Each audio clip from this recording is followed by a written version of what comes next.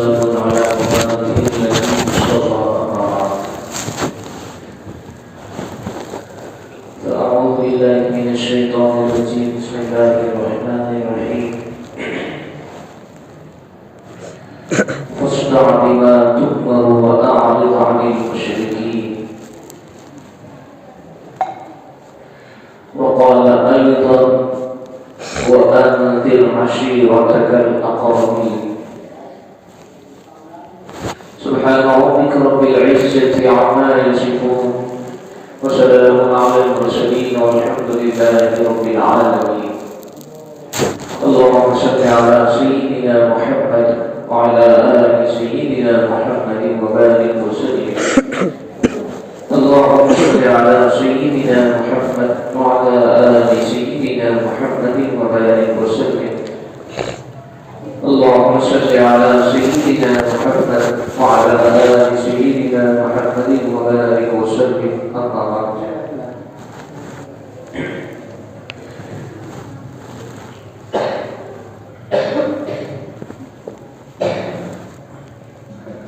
قابل احترام بھائیوں بزرگوں،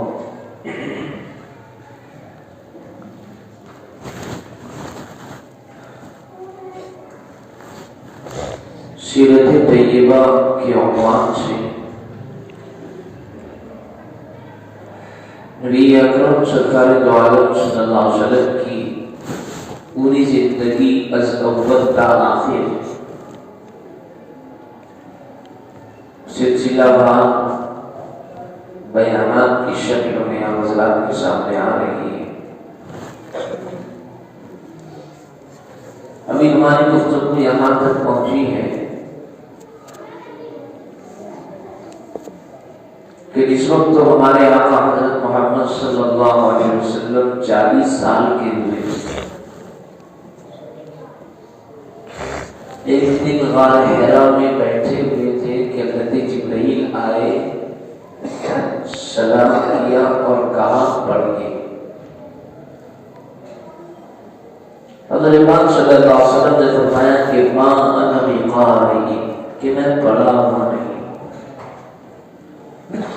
حضرت جبرائیل نے جناب نبی کریم صلی اللہ علیہ وسلم کو سینے سے لگایا اور اتنی زور سے دبایا کہ آپ کے اوپر مشقت کی انتہا ہو گئی اور چھوڑ دیا. پھر دوبارہ کہا پڑھیے. سرکار نے فرمایا ما انا بقارئ، میں پڑھا ہوا نہیں. ابراہیم علیہ السلام نے دوبارہ آپ کو سینے سے لگا کر کے چھوڑ دیا اور سہمانہ کہا پڑھیے. سرکار عالم صلی اللہ علیہ وسلم نے فرمایا کہ ما انا بقارئ، کہ میں پڑھا ہوا نہیں. چنانچہ تیسری مرتبہ حضرت جبرائیل علیہ السلام نے جناب نبی کریم صلی اللہ علیہ وآلہ وسلم کو اپنے سینے سے لگایا اور اتنی زور سے دبایا کہ مشقت کی انتہا ہو گئی. اور پھر اس کے بعد کہا پڑھیے اقرأ باسم ربک الذی خلق، خلق الانسان من علق، اقرأ وربک الاکرم الذی علم بالقلم، علم الانسان ما لم یعلم. یہ 30ویں پارے کے سورہ علق کی ابتدائی آیات ہیں جو پہلی وحی ہے. اس کا مطلب کیا ہے کہ پڑھیے اپنے اس رب کے نام سے جس نے پیدا کیا، اور آگے کہا کہ جس نے انسان کو پیدا کیا جمے ہوئے خون سے. یہ کون اور رب کا نام پڑھیے کہ آپ کا رب جو ہے بہت زیادہ قریب، الذی علم بالقلم، کہ جس نے قلم کے ذریعے سے سکھایا. علم الانسان ما لم یعلم، انسان کو وہ تمام چیزیں بتائیں جس کو وہ جانتا نہیں. سرکار دو عالم صلی اللہ علیہ وسلم کے اوپر یہ پہلی وحی نازل ہوئی. حضور نبی کریم صلی اللہ علیہ وسلم نے جو فرمایا کہ ما انا بقارئ، کہ میں پڑھا ہوا نہیں. شارحین حدیث نے اس کی کئی طریقے کی تشریحات کی. اور میں سب سے آسان اور لوگوں کے ذہنوں میں سمجھ میں آنے والی جو تشریح ہے وہ یہ ہے کہ سرکار دو عالم صلی اللہ علیہ وسلم نے جو یہ کہا کہ ما انا بقاری، کہ میں پڑھا ہوا نہیں، میں پڑھ نہیں پا رہا، اس کا مطلب یہ ہے کہ جیسے بعض مرتبہ آدمی کوشش کرتا ہے پڑھ نہیں پاتا، پڑھو پڑھ نہیں پا، گھبراہٹ تاری ہوتی ہے، یہ کوئی دوسرے حوالات میں سرکار دو عالم صلی اللہ علیہ وسلم نے حضرت جبرائیل علیہ السلام کو دیکھا تھا اپنی اصل شکل، اور حضرت جبرائیل کوئی ایسے معمولی ان کا قد نہیں، معمولی قد نہیں، 100 بازو دیے اللہ نے ان کو، صرف وہ 2 بازو کھولتے ہیں تو مشرق سے مغرب تک کے لگ جاتے ہیں، اور قد بھی انتہائی اونچا، وہ ایک تو وہ حیبت تھی، اور دوسرے اللہ رب العزت کی جانب سے جو وحی اتری تھی کچھ اس کا روب تھا، اس لیے سرکار دو عالم صلی اللہ علیہ وسلم فرما رہے تھے کہ میں پڑھ نہیں پاؤں۔ اس کے بعد میرا حضرت جبرائیل علیہ السلام نے آپ کو پڑھوایا، یہ آیات جب آپ پر اتری ہے تو سرکار دو عالم صلی اللہ علیہ وسلم پر ایک گھبراہٹ سی طاری ہو گئی، آپ غار حرا سے نیچے اتر کر اپنے گھر حضرت خدیجہ رضی اللہ عنہا کے پاس تشریف لائے، اور آتے ہی کہا زملونی زملونی، کہ مجھے چادر اڑا دو، مجھے چادر اڑا دو، مجھے کمبل اڑا دو، مجھے کمبل اڑا دو۔ حضرت خدیجہ رضی اللہ تعالیٰ عنہا نے چادر اڑائی، آپ کے سرہانے بیٹھ کر کے سرکار دو عالم صلی اللہ علیہ وسلم سے پوچھا کہ میرے سرکار کیا ہو گیا ہے، آپ کیا پریشانی ہے، کیا پرابلم ہے؟ نبی کریم صلی اللہ علیہ وسلم نے پورا واقعہ ازم وقت آخر بتایا کہ ایسے کیسے حالات پیش آئے۔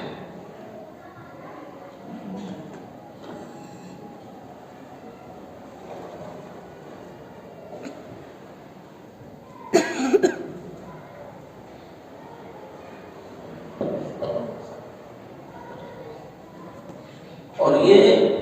واقعہ سنانے کے بعد ایک جملہ کہا کہ لقد خشیت علی نفسی، مجھے میری اپنی جان کا ڈر ہے کہ میں یہ جو بات اور یہ امانت جو میرے کندھے پر آئی ہے میں اس کو پہنچا نہیں پاؤں گا۔ ہماری ماں حضرت خدیجہ رضی اللہ تعالیٰ عنہا آپ پر ہم قربان جائیں، انہوں نے ہمارے آقا حضرت محمد صلی اللہ علیہ وسلم کی ڈھارس بنائی، آپ کو تصویر اور کہا کہ کلا واللہ لا یخزیک اللہ ابدا، فرمایا اے میرے سردار ہرگز نہیں، آپ کا جو یہ ڈر ہے اور اندیشہ ہے کہ آپ اپنی جان سے ہاتھ دھو بیٹھے کہ ایسا نہیں ہو سکتا، اللہ آپ کو ہرگز رسوا نہیں کرے۔ اور پھر وجہ جو گنوائی ہے وہ آپ کی صفات سے بتا دی، فرمایا انک لتصل الرحیم، یقیناً اے محمد صلی اللہ علیہ وآلہ وسلم اللہ آپ کو رسوا نہیں کرے گا کیونکہ آپ صلہ رحمی کرتے ہیں۔ وتحمل الکل، اور جو نادار ہوتے ہیں، جو اپنے بوجھ کو ڈھو نہیں پاتے، جو اپنی ذمہ داری کا صحیح طریقے سے ہے نا اس کو انجام نہیں دینے پاتے، آپ ان کے بوجھ کو ڈھوتے ہیں۔ وتقسل معذور، جو نادار ہیں مفلس ہیں آپ ان کے لیے کماتے ہیں۔ وتقری الضیف، آپ مہمانوں کی مہمان نوازی کرتے ہیں۔ وتعین علی نوائب الحق، حق کے معاملے میں اگر کوئی پریشان ہو جاتا ہے نا تو آپ جو ہے اس کی اعانت کرتے ہیں، اس کی مدد کرتے ہیں۔ جناب نبی کریم صلی اللہ علیہ وسلم کی ان صفات کا حوالہ دے کر کے ہماری ماں حضرت خدیجہ رضی اللہ عنہا نے ہمارے آقا حضرت محمد صلی اللہ علیہ وآلہ وسلم کو تشریح دی۔ اور بعض روایتوں میں آتا ہے کہ جب سرکار دو عالم صلی اللہ علیہ وسلم نے حالات بتائے کہ ایسا ایسا ایک فرشتہ آیا مجھ تک، تو حضرت خدیجہ رضی اللہ تعالیٰ عنہا اس امت کے آخری نبی ہیں، آپ اس امت کے آخری نبی کہ جس کی بشارت اور جن کی علامات کتابوں کے اندر لکھی ہے، لگتا ہے کہ آپ اس امت کے آخری ہیں۔ اور یہ کہا حضرت خدیجہ رضی اللہ عنہا نے جناب نبی کریم صلی اللہ علیہ وسلم سے کہ اے میرے سردار، آپ کو جس وقت یہ فرشتہ نظر آئے تو آپ مجھ کو بتانا۔ چنانچہ جس وقت وہ جبرائیل نظر آئے تو خدیجہ رضی اللہ عنہا نے کہا، حضرت خدیجہ سے کہا کہ خدیجہ وہ فرشتہ مجھے نظر آ رہا ہے۔ نہیں، سرکار کو تسلی دینے کے لیے ہماری ماں نے کیا کیا ذریعہ اختیار کیا وہ بتانا چاہتا ہوں۔ حضرت خدیجہ رضی اللہ تعالی عنہا نے سے جب کہا سرکار نے کہ یہ فرشتہ مجھے نظر آ رہا ہے، تو حضرت خدیجہ رضی اللہ عنہا نے کہا کہ آپ جو ہے میری آغوش میں آ جائیں۔ چنانچہ جناب نبی کریم صلی اللہ علیہ وسلم حضرت خدیجہ رضی اللہ عنہا کی آغوش میں آئے۔ حضرت خدیجہ نے اپنے بالوں کو کھول دیا اور کہا کہ دیکھیے اب آپ کو وہ فرشتہ نظر آ رہا ہے۔ تو حضرت جناب نبی کریم صلی اللہ علیہ وسلم نے فرمایا کہ نہیں، اب وہ فرشتہ نظر نہیں آتا۔ کہا کہ ہاں، اگر وہ ابھی بھی نظر آتا تو ہم سمجھتے ہیں کہ وہ شیطان ہے، وہ شیطان ہے، لیکن ایسا لگتا ہے کہ یقیناً وہ فرشتہ ہے۔ پھر خود گئی اپنے چچا زاد بھائی ورقہ ابن نوفل کے پاس، جو مکہ والوں، مکہ کا جو وقت کا ماحول تھا بتوں کے پوجنے کا اور جاہلیت کی جو رسوم و رواج تھے اس کے اندر جو ہے گھل جانے کا، یہ سارے معاملات وہ دیکھ رہے تھے۔ تو اس سے متنفر ہو کر انہوں نے عیسائیت قبول کر لی تھی، اور سچے وہ پکے بہت توحید کے عالم بردار تھے، اور پرانی جو کتابیں تھیں سریانی زبان میں جو کتاب تھی ہے نا، وہ اس کا ترجمہ بھی کیا کرتے تھے عربی زبان کے اندر۔ چنانچہ جب یہ گئی ہے وہاں پر اور جا کر وہاں سے کے سامنے ساری بات رکھی تو ورقہ نے کہا تھا کہ یہ تو وہی ناموس اور فرشتہ ہے جو حضرت موسیٰ و عیسیٰ علیہ السلام کے پاس آیا کرتا تھا۔ اس کے بعد پھر آئی، اور آنے کے بعد سرکار دو عالم صلی اللہ علیہ وسلم کو خود لے کر گئی اور جا کر کے ورقہ سے ملایا۔ ورقہ نے سارے حالات پوچھے اور پھر یہی بات دہرائی کہ لگتا ہے یہ وہی ناموس ہے جو حضرت موسیٰ و عیسیٰ علیہ السلام کے پاس آیا کرتا تھا۔ اور پھر یہ کہا ورقہ ابن نوفل نے کہ اے محمد، ایک وقت ایسا آئے گا کہ آپ کو آپ کی قوم مکہ سے نکال دے گی۔ تو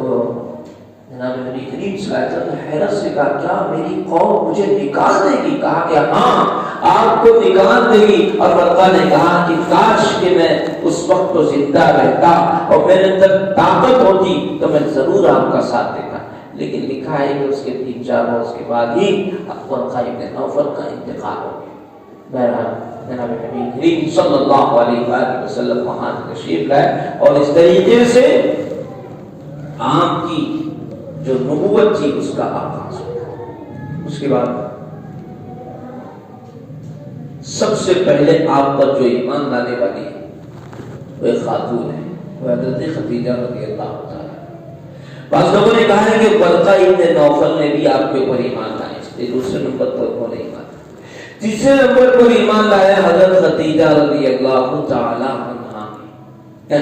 تیسرے نمبر پر ایمان لایا حضرت علی رضی اللہ تعالی، تو جناب نبی کریم صلی اللہ علیہ وسلم کے چچا زاد بھائی۔ چوتھے نمبر پر ایمان لایا حضرت زید بن حارثہ رضی اللہ تعالی عنہ نے، جو جناب نبی کریم صلی اللہ علیہ وسلم کے غلام تھے۔ اور پانچویں نمبر پر جو ایمان لائے ہیں وہ ہیں حضرت ابوبکر صدیق رضی اللہ تعالی ایمان ہے۔ نبی کریم صلی اللہ علیہ وسلم فرماتے ہیں کہ میں نے جس کے بھی سامنے ایمان کو پیش کیا، اسلام کی دعوت دی، سبوں نے تھوڑا سا پسو پیش کیا کہ ان کے کیا ہے کیا نہیں ہے، سوچا، لیکن ابوبکر صدیق کی یہ وہ شخصیت تھی کہ جس نے بلا چوچرا فوراً جیسے ہی میں نے ان کے سامنے دعوت کو پیش کیا، فوراً ابوبکر صدیق نے ایمان کو قبول کر لیا۔ اس طریقے سے جناب نبی کریم صلی اللہ علیہ وسلم کی دعوت کا آغاز کچھ دن تک یہ معاملہ چلتا رہا، خفیہ طریقے سے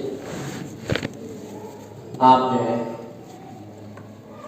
دعوت دیتے رہے، دعوت اسلام دیتے رہے، 1 سے 2، 2 سے 3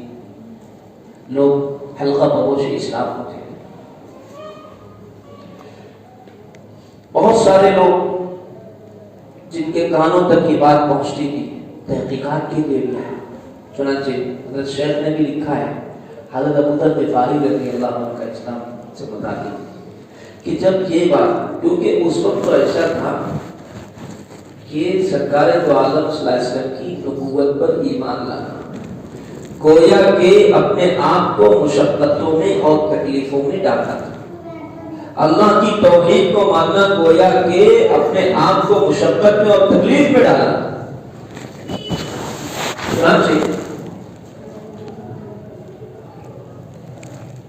حضرت ابو ذر غفاری، یہ غفاری ہے، غفاری نہیں،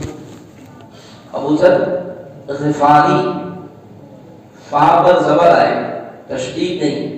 غفاری، یہ قبیلہ ان کا ایک قبیلہ تھا جو مکہ سے جو راستہ ان کے شام جاتا تھا مدینہ سے جاتا، قبیلہ غفار تھا۔ تو مکہ سے جو لوگ آتے تھے وہاں پر قیام کرتے تو بات معلوم پڑتے رہتے۔ تو حضرت ابو ذر غفاری رضی اللہ عنہ جب بات معلوم پڑی کہ مکہ کے اندر ایک شخص ہے، اس کا نام محمد ہے، اور کوئی کہتا ہے کہ آسمان سے مجھ پر وحی آتی ہے، خبریں آتی ہیں، اور میں اللہ کا نبی ہوں، اللہ کو ایک مانوں، تو انہوں نے اپنے بھائی انیس کو تحقیق کے حال کے لیے بھیجا، مکہ جاؤ اور جا کر کے ساری خبریں کیا جو ہم تک پہنچ رہی ہے اس کی تحقیق کر کے ہمارے پاس تو آئے، آ کر کے دیکھا اور آپ کے کلام کو سنا، آپ کے پیغام کو سنا، وہاں پر تشریف لے گئے اور جا کر کے کہا کہ دیکھو میں گیا تھا مکہ، وہاں پر میں نے جا کر کے دیکھا کہ جو شخص نبوت کا دعویٰ کرتا ہے وہ اس کا جو کلام جو پیش کرتا ہے وہ کلام نہ تو کسی کاہن کا کلام ہے، نہ کسی شاعر کا کلام ہے، نہ کسی مجنون کا کلام ہے، بلکہ وہ ایک عجیب ہی کلام پیش کرتا ہے اور وہ اچھے اخلاق کی تعلیم دیتا ہے۔ اس طریقے سے جو موٹی موٹی باتیں تھیں انیس نے بیان کی، لیکن حضرت ابو ذر غفاری رضی اللہ عنہ کے بنا دی خود سامان سفر والا تشریف لائے اور آ کر کے مسجد حرام کے اندر انہوں نے گیا۔ کسی نے پوچھا نہیں کہ محمد کون ہے یا محمد سے ملاقات کرنی، پہچانتے نہیں کہ سرکار دو عالم صلی اللہ علیہ وسلم، تو چپ رہے، دن بھر بیٹھے رہے، رات ہوئی،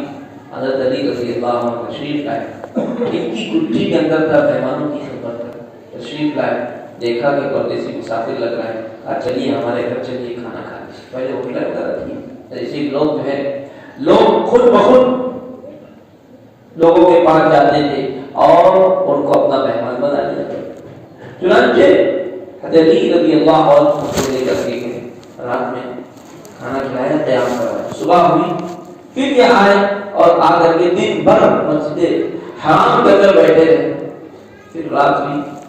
پھر حضرت علی نے دیکھا کہ لگتا ہے پردیسی مسافر ہے، جس کام کے لیے آیا تھا لگتا ہے وہ نہیں ہے، چلیے آج بھی آج ہمارے مہمان ہو گئے، آج لے کر کے گئے، خاطر تواضع کی، رات میں آنا۔ اب تیسرا دن جب نکلا تو پھر یہ بیٹھے مسجد حرام کے اندر اور صبح سے شام تک کے بیٹھے رہے، کسی سے پوچھا نہیں، اور پھر رات ہوئی تو علی رضی اللہ عنہ پھر تشریف لائے، دیکھا تو بیٹھا ہوا مسافر، کہا کہ چلیے آج آپ کی مہمانی ہم کریں، چنانچہ لے کر گئے، خاطر تواضع کی، اور پوچھا کہ کس غرض سے آنا ہوا ہے، لگتا ہے پریشانی ہے کہ 1 دن 2 دن 3 دن 3 دن ہو گئے، لگتا ہے کوئی پریشانی، تو پوچھا کس غرض سے آنا ہوا ہے، تو کہا پہلے تو حضرت ابو ذر غفاری نے ان کو قسم آگے دیکھو میں نے ان سے کہنے جا رہا ہوں، وہ ایک دم صحیح کہنا، غلط مت کہنا، کہا کہ ہاں بولیے میں انشاءاللہ آپ کی اچھی رہنمائی کروں گا، تو کہا کہ دیکھیے ہمیں معلوم پڑا ہے کہ ایسا ایسا شخص ہے، کا نام محمد ہے، وہ یہ کہتے ہیں کہ آسمان سے مجھ پر وحی آتی ہے تاکہ میں انہیں سے ملاقات کرنے کے لیے آیا۔ تو حضرت علی رضی اللہ عنہ کو بتایا کہ ہاں آپ نے جو سنا ہے وہ بالکل صحیح ہے۔ ابو ذر غفاری رضی اللہ عنہ نے کہا کہ مجھے ان سے ملاقات کرنی، علی نے کہا کہ دیکھو ابھی ہم تو آج ہو گئی، آرام کرو، صبح کے وقت جب ہم لوگ چلے گئے تو ہم لوگ دونوں ساتھ میں چلے، میں تم کو ان سے ملا، لیکن دیکھنا یہ خطرہ ہے کہ اگر کسی کو معلوم پڑے گا کہ تم محمد صلی اللہ علیہ وسلم سے ملنے جا رہے ہو تو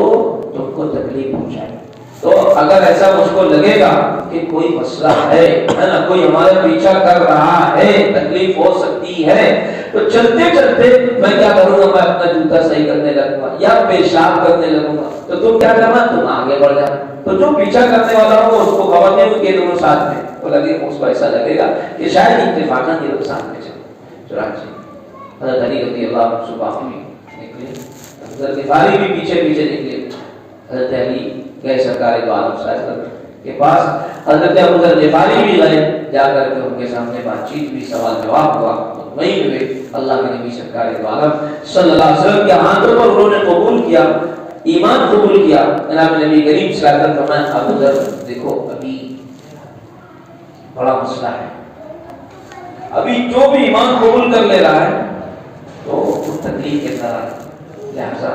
میں تم سے کہتا ہوں ابھی تم واپس چلے جاؤ اپنے قبیلے کے اندر اور جا کر کے خاموشی سے رہو، جب ہمارا غلبہ ہو جائے گا اس وقت تم آنا۔ حضرت ابوذر غفاری نے کہا کہ اللہ کے نبی کیا یہ دین حق نہیں؟ حق تو ہے۔ کہا کہ پھر جب دین پر حق ہے تو پھر کس کے باپ کا کیا ادارہ ہے؟ میں تو جا کر کے ان بے ایمانوں پہ پیش کلمہ طیبہ پڑھوں۔ چنانچہ مسجد حرام کے اندر گئے، جا کر کے دیکھا نہ کافروں کا جمگھٹا لگا ہوا ہے، قریش کا جمگھٹا لگا ہوا ہے، تو چلا کر کے کہا اشہد ان لا الہ الا اللہ واشہد ان محمدا عبدہ ورسولہ۔ جیسے چلایا تو مکہ والے بالکل ٹوٹ پڑے، مارنا شروع کر دیا، کوئی ہاتھ سے کوئی پاؤں سے، جس کو جو سمجھ آیا جہاں سمجھ آیا مارنا شروع کر دیا۔ جناب نبی کریم صلی اللہ علیہ وسلم کے چچا حضرت عباس رضی اللہ عنہ انہوں نے جب دیکھا کہ اس بندے کو مارا جا رہا ہے اور اگر اس کو نہیں بچایا جائے تو مر جائے گا، چنانچہ گئے ان کو بچانے کی کوشش کی لیکن بچا نہیں پا رہے، کوئی ادھر سے مار ادھر سے مارتے، جا کر ان کے اوپر لیٹ گئے اور کہا ارے کمبختو اس کو مار رہے ہو، یہ قبیلہ غفار کا شخص ہے، ہاں یہ تم ملک شام جاتے ہو نا تجارت کرنے کے لیے، راستے میں ان کا قبیلہ پڑتا ہے، اگر اس کا کچھ کم زیادہ ہو گیا تجارت بند ہو جائے گی، کھانے کے وانے ہو جائیں گے، پھر لوگوں کو ہاں ہے۔ دوسرے دن پھر حضرت ابوذر غفاری رضی اللہ تعالیٰ گئے اور جا کر کے پھر انہوں نے کہا اشہد ان لا الہ الا اللہ واشہد ان محمدا عبدہ ورسولہ۔ مکہ والے جو ہے سب برداشت کر سکتے ہیں لیکن اپنے قبیلوں اپنے بتوں کی برائی کو وہ برداشت نہیں کر سکتے، چنانچہ ان لوگوں نے کیا کیا، اعلان کیا،